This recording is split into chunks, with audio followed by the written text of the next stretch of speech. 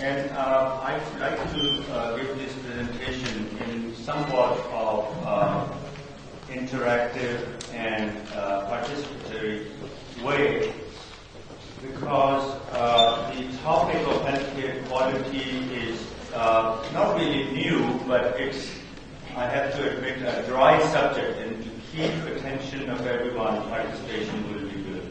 And we will be doing it in Urdu and in English, both ways.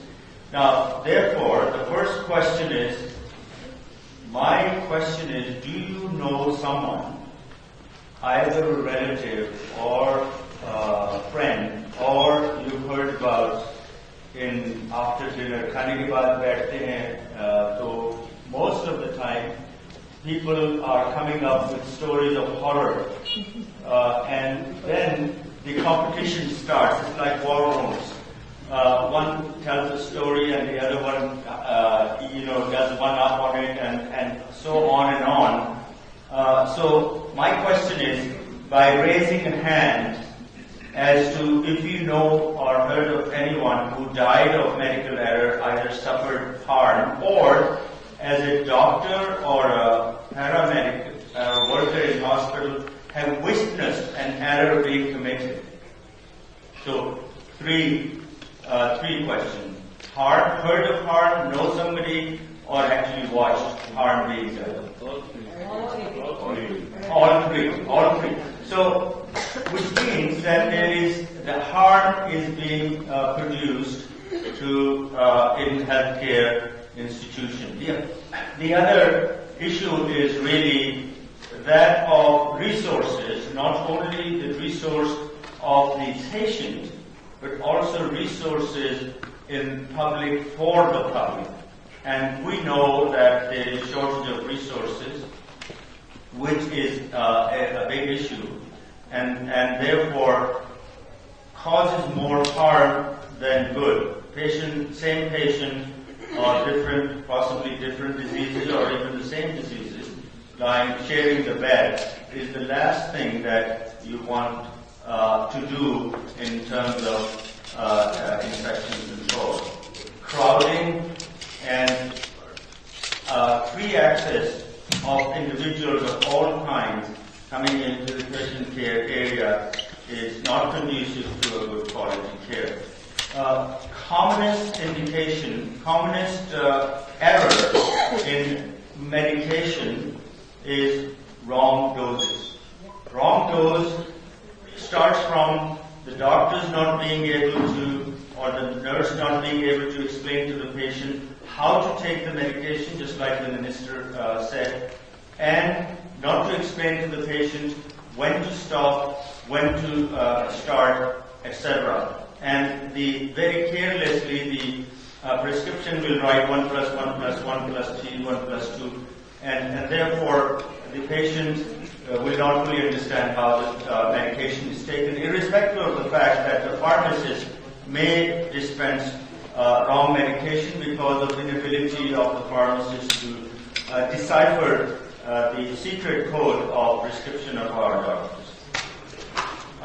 Wrong patient, wrong side, it does occur, but remember that it occurs maybe once a year in the whole country, but once a year is also too much. It should not occur if the processes are followed every time in every patient, because you don't know which patient is going to suffer the consequences of the negligence.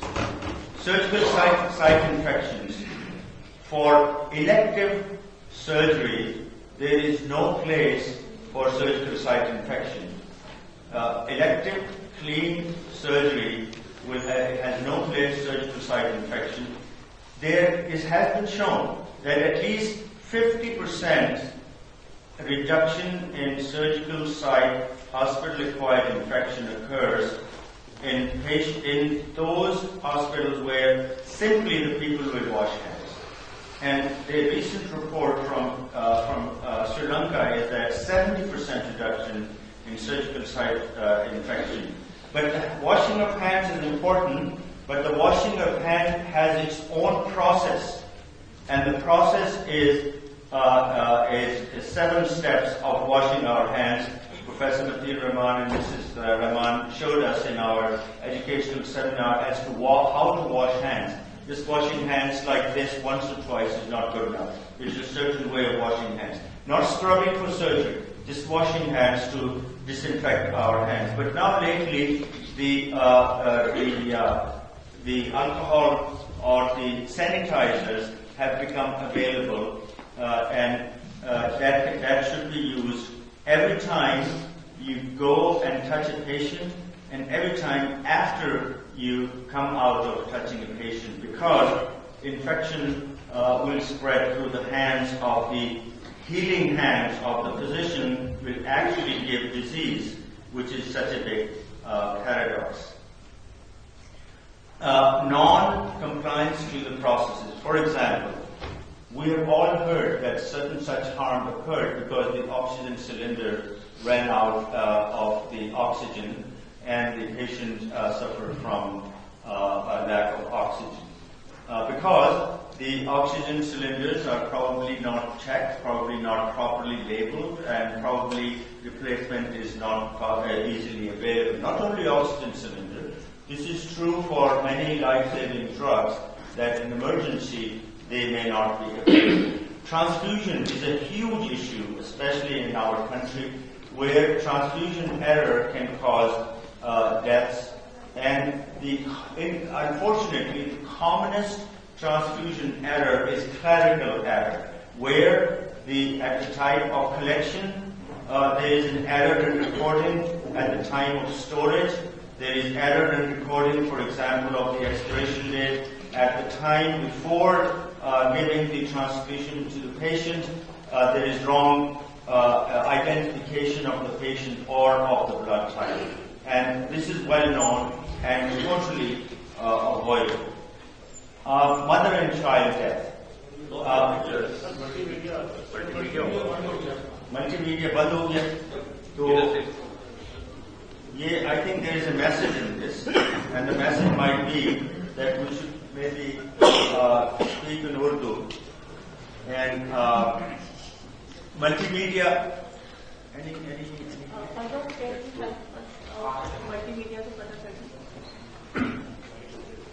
Anyway, the next slide we were talking about mother and child health. 89% of pregnancy-related deaths are preventable. 89% of pregnancy-related deaths are preventable. 90% of the fetal deaths are due to 3 causes which are preventable. And these are infection, asphyxiation, and poor preterm evaluation. All of these 3 causes, 90% of causes are okay.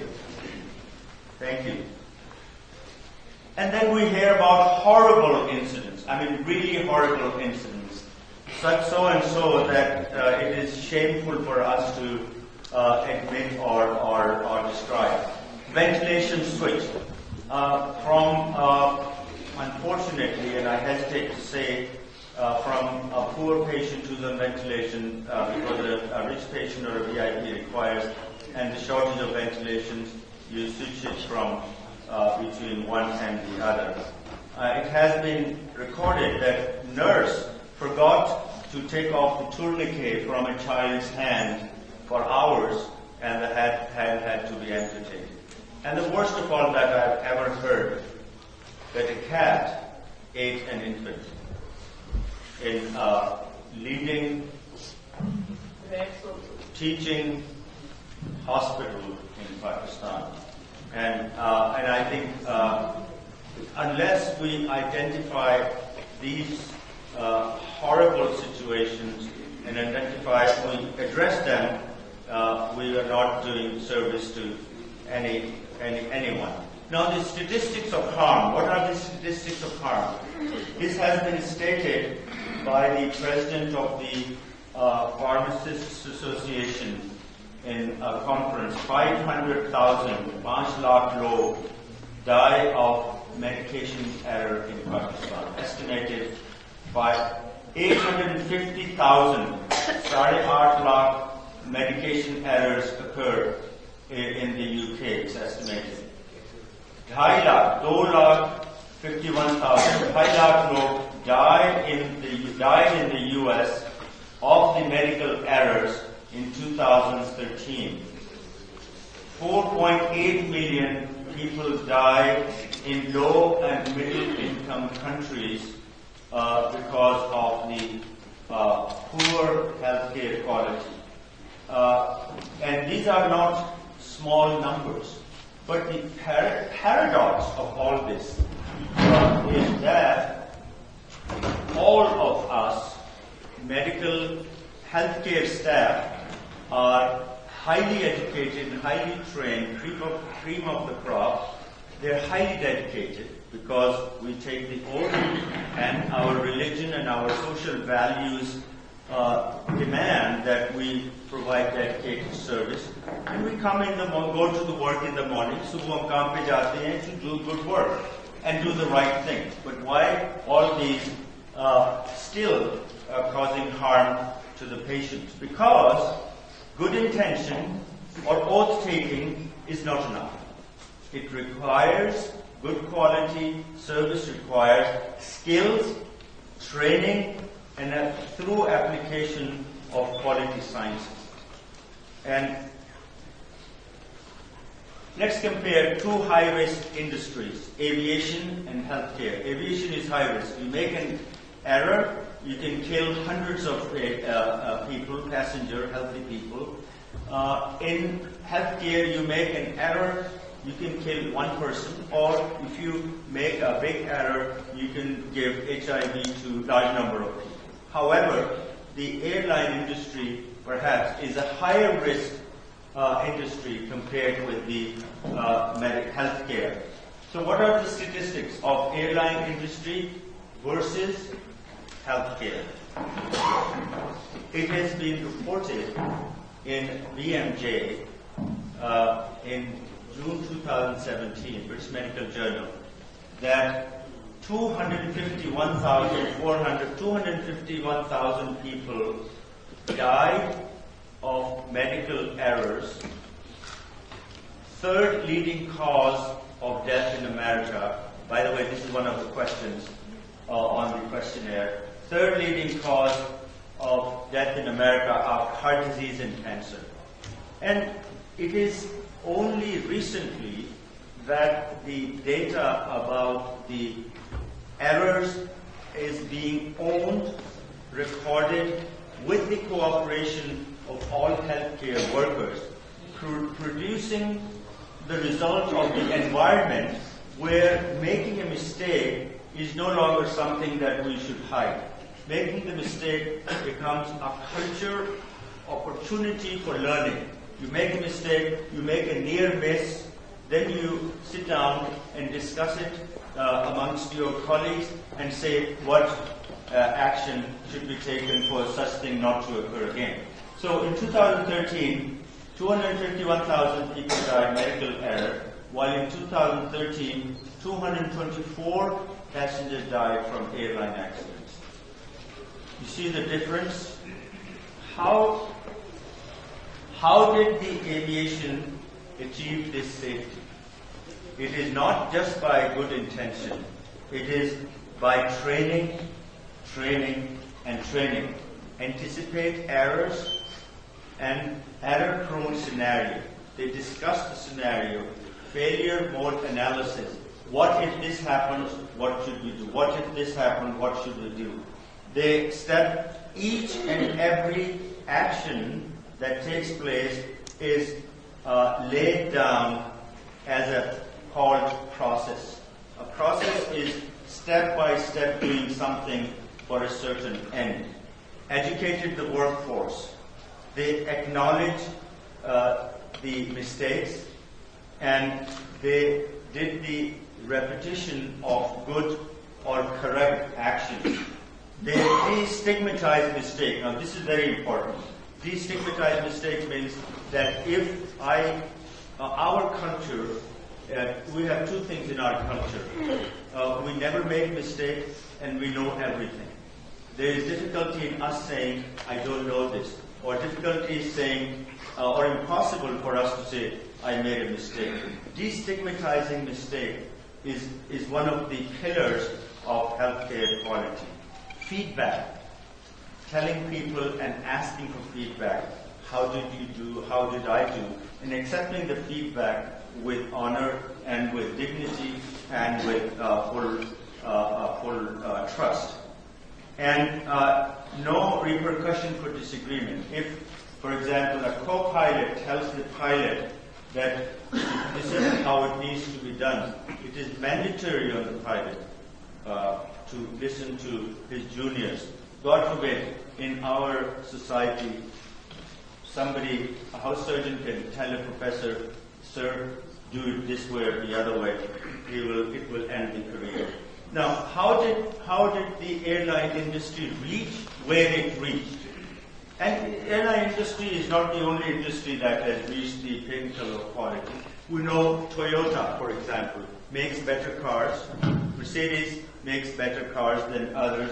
Other quality institutions in Pakistan, for example, UHS is a quality institution in Pakistan because the leaders of the UHS brought this institution in the environment of quality consciousness.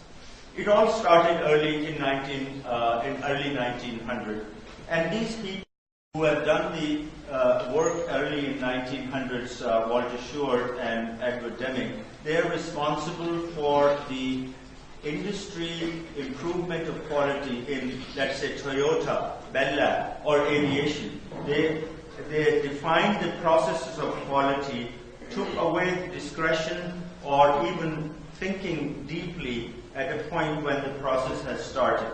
Now, this industry continued to evolve and get better until in late 80s, mid-80s, the industry experience was translated to healthcare.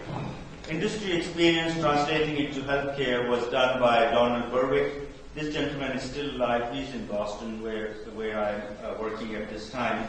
He started Institution of Healthcare Improvement, IHI, a very, very famous institution. And he broke down the work of a hospital into processes, into protocols, into predetermined steps for a given indication, given disease, or given treatment. And as a result of this, many healthcare quality improvement regulation bodies emerged in the world. For example, Punjab Healthcare Commission started in 2012. Joint Commission International, JCI is one of the questions. Joint Commission International started in the U.S. Before Joint Commission International, Joint Commission for the U.S. itself started, and the job of this was to go and inspect the quality of the institution. Remember that PMDC will accredit the doctors, while the Punjab Healthcare Commission will accredit the institution that delivers healthcare, and that is the control, quality control of both the doctors and the healthcare institution. Before the Punjab Healthcare Commission, there was really nothing that regulated the institution. There is a large organization in the UK, the Care Quality Commission. Again, they've been charged with the same kind of work. So what is the function of regulatory body? Regulatory body issues standards. They say, okay, you're going to do these things in such and such a way. And then those standards are given to the institution and say, you get ready, we come and inspect you, and if you pass, you will continue to function. If you fail, we can shut you down. And Punjab Healthcare Commission has 30 standards and 162 indicators, for example. By the way, this is one of the questions also. And so Punjab, similarly, every regulatory body has a certain number of questions and certain number of indicators. For example, it will say operation theatre. Operation theatre, how the operation theatre will function. What will be the infection control policy in Operation Theatre? What will be the clothing of the doctors and anybody who enters into the Operation Theatre? Etc., etc., etc., all geared towards patient safety. Now, the healthcare quality is not only part of the national health national agenda, it's also part of the World Health Organization agenda. Attention is being paid to healthcare quality in very big way. And as you know, that the WHO came out with 17 sustainable development goals to transform the world until 2030. 17 sustainable goals. And goal number 3 out of those 17 goals are to ensure, these are the word-to-word taken from there, ensure healthy lives and promote well-being for all at all ages. And this indicates that there needs to be an effort to make, for all ages, provide health care at a certain quality. Remember, very important, if you don't measure, no measurement, no improvement. Unless you watch somebody, unless you measure, unless the data is available, you will not know whether a certain surgeon is doing a better job or compared to the other, unless you compare the complications. There will be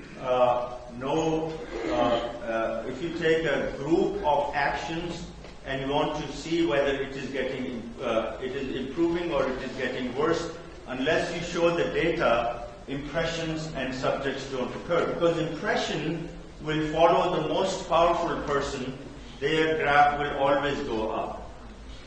Unless you show the data and show the objective analysis of the performance of an individual. And we know that performance under observation always improves. Performance without observation does not. Now, the fundamental question is, what is quality? We keep on saying quality, we keep on saying all the time. The quality is the intended characteristic or features on absence of variability, of error, that you do the same thing the same way. For example, patient with chest pain suspected myocardial infarction enters the emergency department. A written protocol. First of all, give aspirin. Second of all, give call to the cardiologist. Third, do EKG. Fourth, get troponin. Fifth, sixth, seventh, eighth. And then if the EKG is ECG is positive and you show that the MI is continued, call the interventional cardiologist, interventional radiologist. Get the patient from door to the needle time, as you say, for catheterization and whatever is necessary, either percutaneous angioplasty or stenting or surgery. So there needs to be protocol. Now, it has been shown that if you have a list of actions, there is several times more chance that the action will be produced and will be taken care of compared with leaving to the memory or the judgment of the people at the time. And therefore, and that's what the quality is. Fundamental of quality improvement is you know it, what should be done. The quality sciences want to make sure that it actually gets done. Let me give you an example. For example, we are, everybody wants to, especially ladies, want to lose weight. I don't know why, but they do want to lose weight, right? Can they do it all the time? So what they do, they go to Jenny Craig or I don't know. I'm not a woman, so I don't know all those vendors who help women to lose weight. Men, we all know exercise is good for us. We all know that cholesterol should be lower. We all know that so many things we know that should be done, but we cannot do it. And therefore, sometimes we go to mentors, sometimes we go to experts, sometimes we go to motivators who make us do things. This is what healthcare quality is. We know what to be done, but we cannot do it. We know that we have to wash hands every time we touch a patient. Everybody knows, theoretical knowledge, but we cannot do it. Even in the United States, not that the United States is any better than Pakistan, of course, but even in the United States, where this healthcare quality movement started 35 years ago, only 50% of the physicians actually use the sanitizers before they go into the inpatient, for example, or where they touch in between the patient. So they know, and everybody knows, we know, I know, everybody knows. But how to implement it is by, first of all, defining the goals, what it is that we're doing, a policy, and the goals, what it is that we're doing, and by consensus, the consensus of thinkers, leaders in quality, they have come up with 6 pillars of quality. Now, these 6 pillars of quality are important. I will add a 7th pillar of quality. And the 7th pillar of quality, this is all technical. The 7th pillar of quality, patient dignity. Especially patients who come, the lowest income strata patients, the type of treatment they receive in our hospitals leaves a lot to be desired. Forget about the treatment. The dignity they have to give up in order to receive treatment, free treatment, or low-cost treatment is something that we cannot be proud of. And so what is quality improvement? Quality improvement is, of course, prevent errors, needless to say, improve processes and systems. Measurement is important. Before you start a process, you measure. During and after you do the intervention or the corrective action.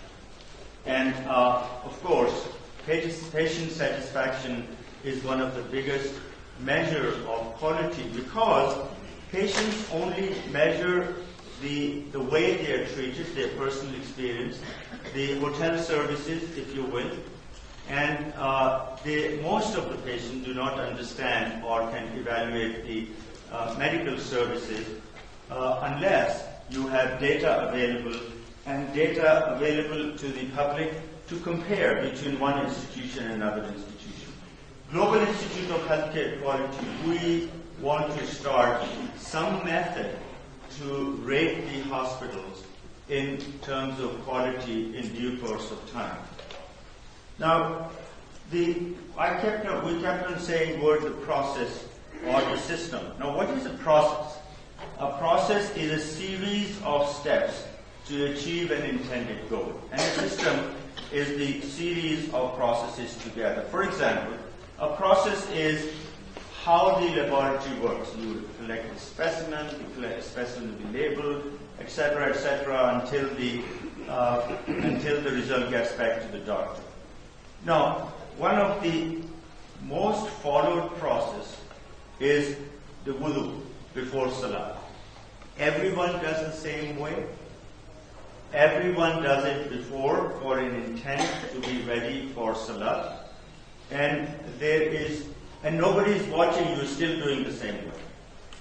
So this is quality. The process of doing salah, internalized, nobody is watching, you're doing it correctly. If you don't do it correctly, you know you did it correctly, you probably do it again. So this is what healthcare quality or quality is. It's almost like a tabligh. You bring people to internalize doing the right thing. You tell them what's the right thing, how to do the right thing, internalize it, do it if nobody is watching you. So that is what the healthcare quality is about. So what are the various steps of bringing healthcare quality into your institution? Very important. that you create a mission and vision statement as to what it is that you want to do, where do you want to get to. Vision is when you visualize into the future what you want to be. Mission is what action you're going to take to get there. Change the attitude and behavior. Attitude and behavior. Attitude means that and behavior means that you accept criticism and you're able and willing to learn forward. Then equip people with the skills of healthcare quality improvement. Measure. Measure before, measure in the middle, measure in the after. And so turning the mission and vision into the organizational improvement. These are some of the steps of healthcare quality. I think Dr. Hussain is sitting here, my time is pretty close to the end, and my wife is sitting here, she's looking at me that I should shut up. Oh, thank you. Yes, thank you. So there are certain methodologies that people have adopted to implement healthcare quality. Because if it is already determined as to what steps to be taken, it is all laid out. Each and every step has been laid out. We just have to believe in it, prescribe to ourselves and to our system, and move forward. And basically, these are the three steps which were described by the Walter Short, one of the early industrial leaders in quality. Plan, do, study, and act.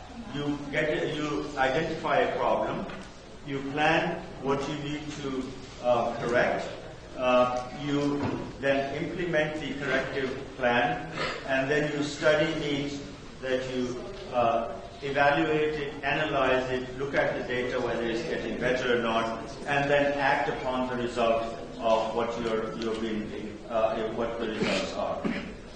So the performance, one of the very important aspects of performance improvement is the commitment from the top, that the CEO, the minister, the prime minister, the leader, they must be committed to quality, because there will be hurdles, difficulties, and it is their job to clear the path of quality improvement. Creating the culture and the skill and building excellence on every aspect of organization, not only healthcare, even the environment, the cleanliness, the way the receptionist will receive the patient, the way the guard or the security people will treat the patient. All that is part of the quality. The cleanliness of the staff dress, for example. Now, another very important topic that has been in the current affairs, and Minister has also mentioned that. This is why I was saying Minister because she actually had such a good grasp of all the subject, that you could summarize all what I have been saying into her 5 to 7 minute speech.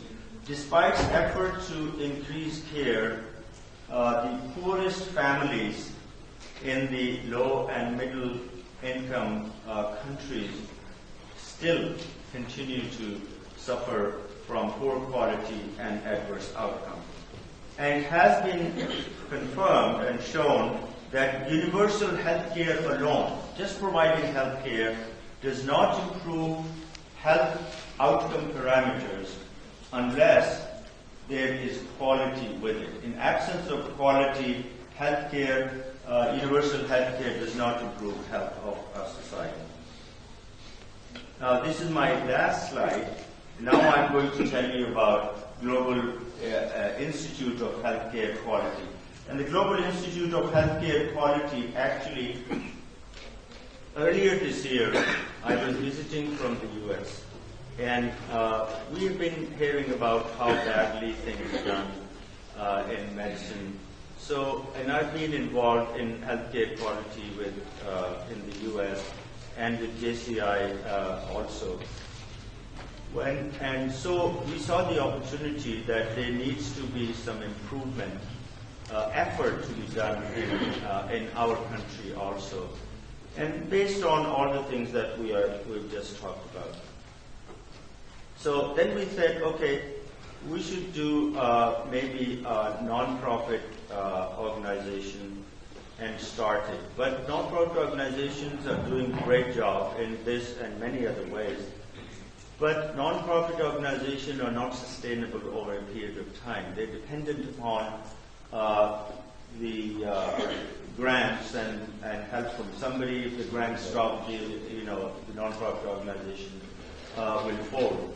Therefore, we started this as a commercial organization because the experts who deliver the education and training and audit and corrective actions, they are doing it as part of their livelihood.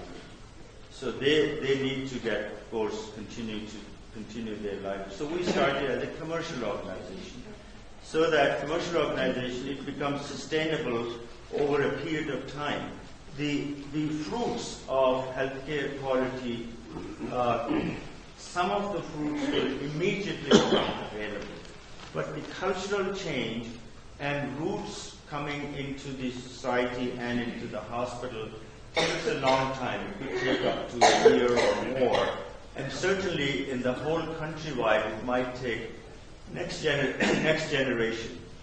Now, I am a graduate of 1969.